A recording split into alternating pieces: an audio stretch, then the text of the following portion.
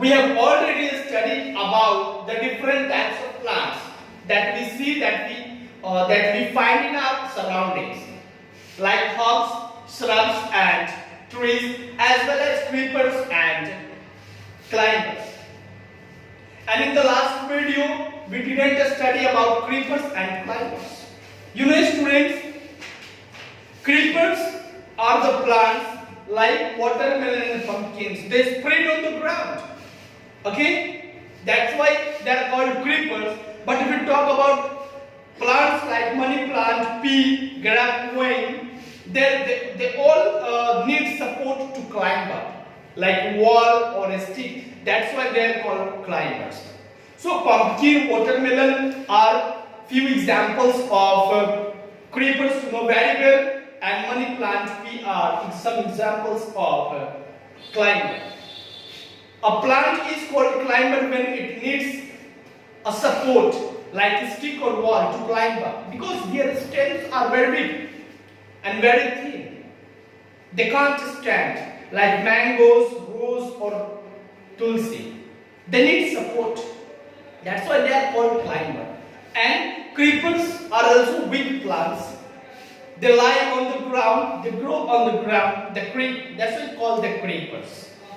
But now we'll talk about morphology of flowering plants or morphological structure of a plant. It means today we'll talk about the different parts of plants. Okay, you know you have already learned that a plant has two parts: shoot system and root system. You know what is shoot system and what is root system? The part inside the ground, the part of the plant which lies into the soil, inside the land, is called root system, and the part above the soil is called shoot system. Shoot system lies in the air, but root system lies inside the land. It's very simple to understand. So root, this part that you were looking on the board, that you can easily see on the board, this part is inside the earth. This part is known as root system, and the part above the ground is known as shoot system. And the shoot systems bear stem, leaves, flowers, fruits and seeds of the plant.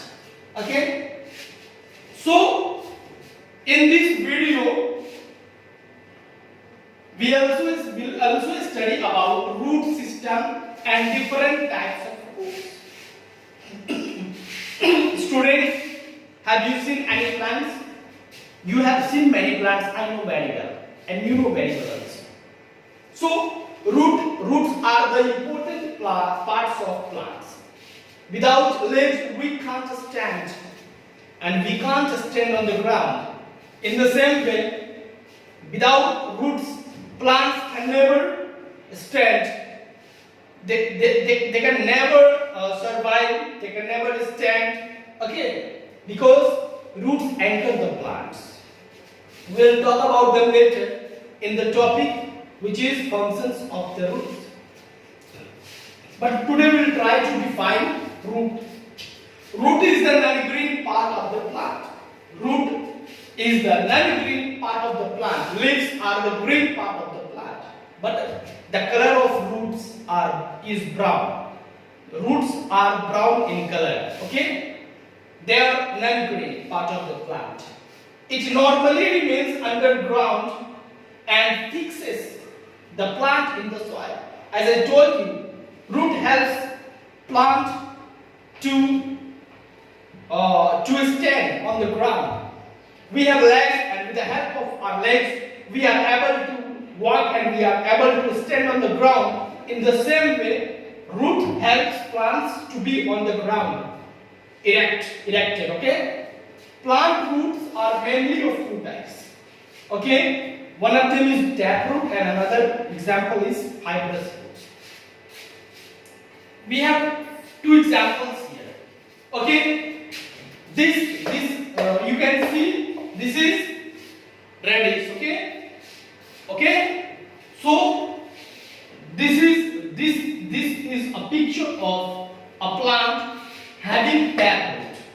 And this is the picture of a plant having fibrous root.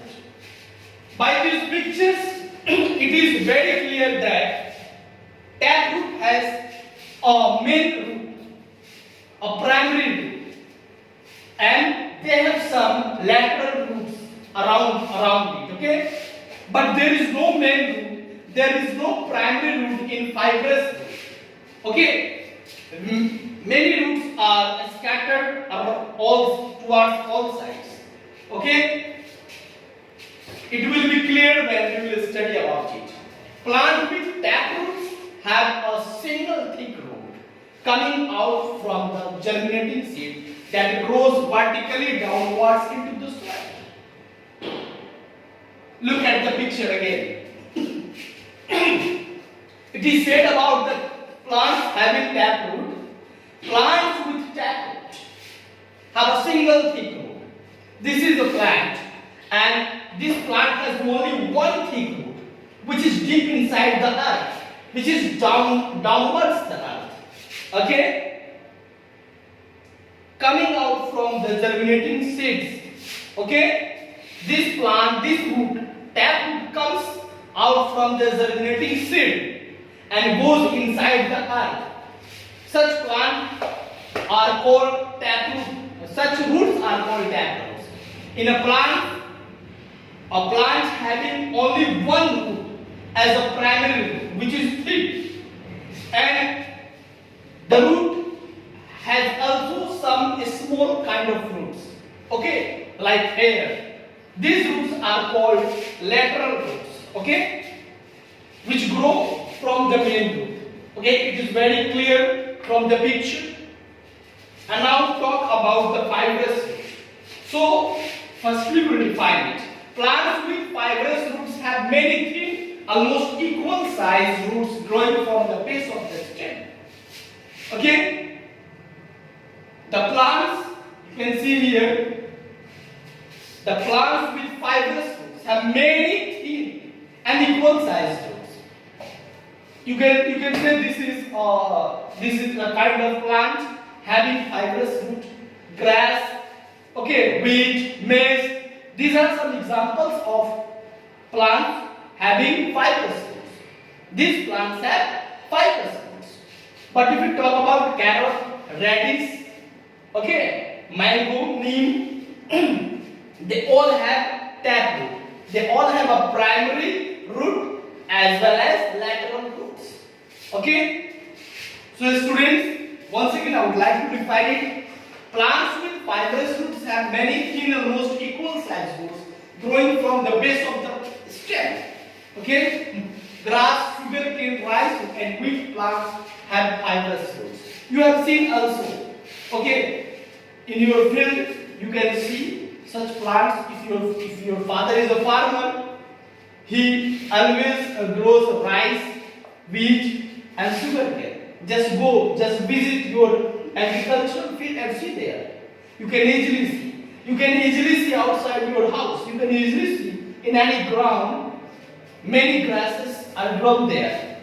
Just pick any grasses and just pick out from the ground, and you can see this plant has fibrous root, because this plant has not a main root. There are many roots growing from the stems, and they all are in equal size. Okay, and they are very thin like hair. Okay, so students, now we will talk about function of roots. What are the functions of roots? How roots help plants? I have already told you, roots are the legs of any plant. A plant has legs in the form of roots, because roots anchor the plant in the soil. There is a plant erected in the soil because of the root, because roots anchor them. Okay, roots absorb water and minerals from the soil.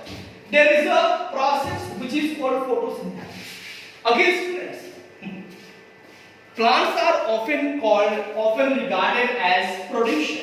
They produce, and we are consumer. We consume. We depend on them. So this is the picture of a plant or tree. This tree has a main root, Suppose that this is the tree of people. Okay. So it has a main root which is called taproot, and there are many roots growing from the primary root. Those roots are called lateral roots. You can see. So what is the role of root in a plant? Firstly, it anchors the plant and it holds the soil particles. And by this process, by this action, soil never be erosion. I mean to say, the root helps soil to prevent soil erosion. Soil erosion is the process by which soil moves away from a place to another place by natural means or artificial means. Okay. But if there are many plants in any place, there would be a very good thing that the soil of that land will never be eroded. Okay. Because roots help soil to be prevented. To be eroded. Root helps soil in the prevention of soil erosion. It's another topic, but today, right now we are talking about the process of photosynthesis. So this is the root. Root absorbs water and minerals from the soil and supplies them to the upper part of the plant. Okay. Thereafter, green plants have chlorophyll in their leaves, and they have a stomata in their leaves. The stomata absorb sunlight. Okay. A stomata absorb CO2 from the environment, and chlorophyll absorbs sunlight. And the presence of sunlight having water and mineral as well as CO2, plant produces glucose and release oxygen to the environment. Okay. So there is an important function of roots. Roots absorb water and minerals from the soil and helps in the process of photosynthesis. Apart from them, there are many functions that a root has. But now we'll talk about the modifications of roots. Okay, roots are also modified like food. We eat roots of many plants like carrot, turnip, etc. Because plants like carrot and turnip store their extra food in their roots. That's why they have solid and fleshy roots, and we eat them. Animals also eat them. The roots of plants like dahlia and asparagus can develop into new plants from the roots. Okay, plants like dahlia, asparagus can easily be developed from their roots. Thereafter, plants like bamboo and banyan give out extra roots from their branches that grow downwards and anchor in the soil. Have you seen the national tree of our country? It is banyan.